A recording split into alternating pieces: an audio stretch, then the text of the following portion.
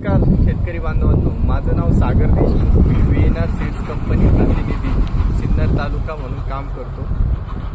शेतकरी बांधवांनो, आपण सध्या बघत आहात की सध्या प्रत्येक ठिकाणी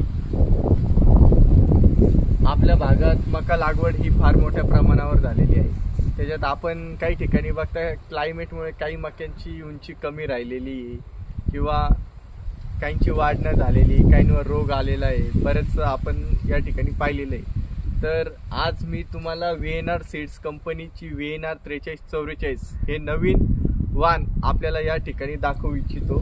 शेतकरी बांधवांनो, आपण हा जो प्लॉट बघत आहात हा VNR कंपनीचा संकरित मका VNR 4344 या मक्याचा प्लॉट आहे। तर आपण या ठिकाणी बघू शकता की याची जी उंची ही साधारण 9 ते 10 फूट पर्यंत वाढलेली।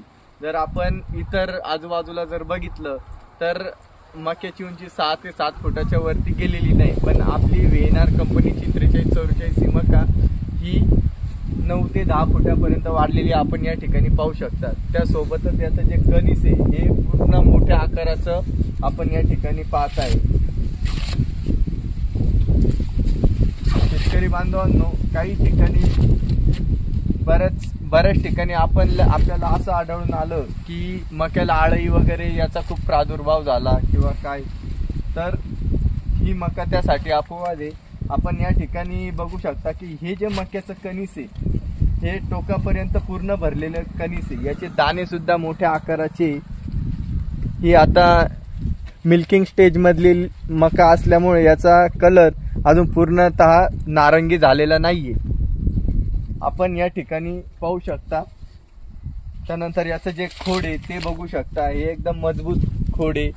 ही मका आपल्या भागात मुरघासासाठी तसेच उत्पन्नासाठी या दोन्ही साठी एकदम आमच्या मतानुसार एकदम सोयीस्कर ठरलेली आहे। आपण बघू शकता हा जो इथून तिथून पूर्णपणे एक एकरचा हा VNR 4344 चा प्लॉट आहे। सिन्नर येथील पांगरी या गावातला।